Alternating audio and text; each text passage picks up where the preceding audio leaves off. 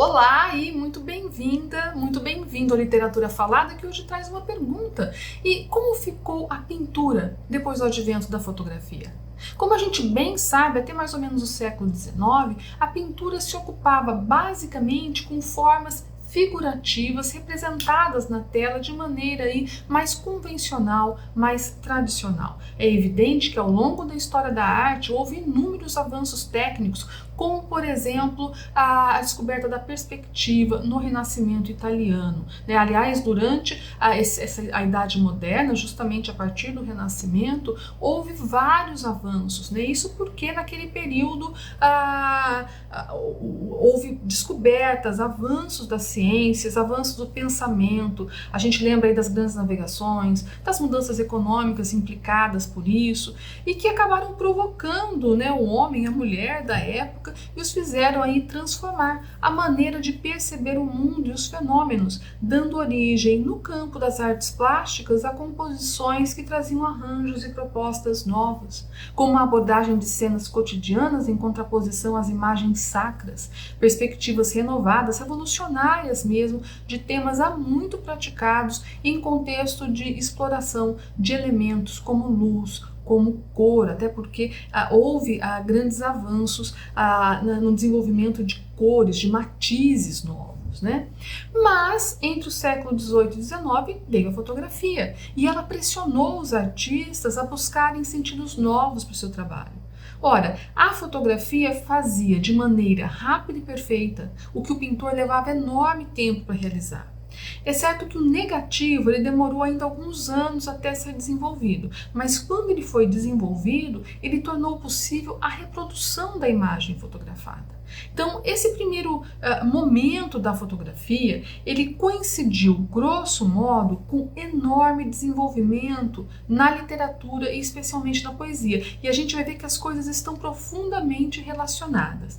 A ideia de arte como fatura, ou seja, de arte como feitura, como elaboração, ela aparece em textos do escritor norte-americano Edgar Allan Poe, textos como A Filosofia da Composição e o Princípio Poético, que você vai encontrar em domínio público facilmente na internet. E esses textos, essas ideias, elas foram fundamentais para que um poeta francês chamado Charles Baudelaire, considerado o primeiro poeta moderno, sistematizasse o poema como um trabalho de relações entre ritmos, imagens, sons, e que ele reconhecesse a beleza do transitório, abandonando assim a ideia de um belo absoluto. E isso se relaciona, como eu disse, com os caminhos tomados pela fotografia.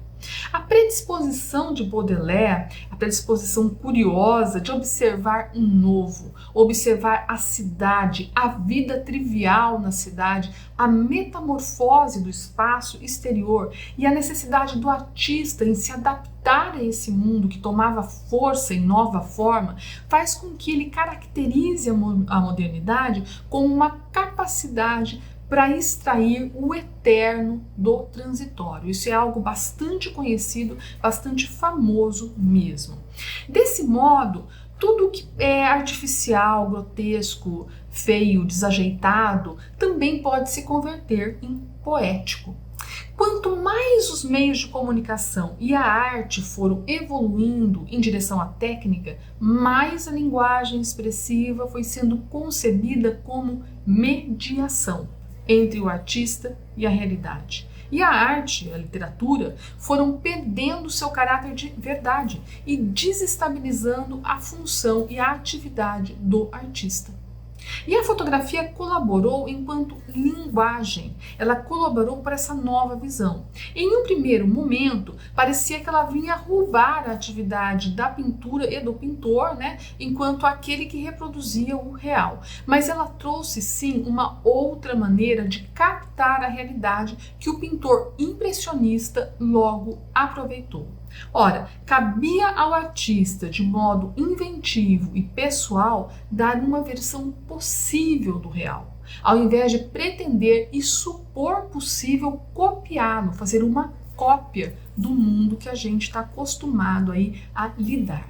Eu cito aqui como exemplo as belíssimas pinturas de Edgar Degas, pintor impressionista francês que reproduziu muitos momentos de balé, flagrantes de bailarinas, telas em que usa técnicas de pastel, contornos esfumaçados, fugindo completamente do enquadramento tradicional.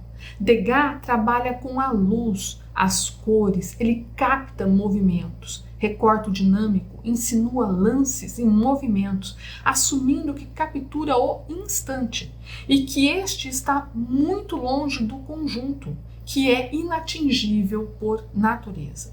Isso requer ampla participação do observador, que deve participar de sua escolha de ângulo, feito uma câmera que capta um momento.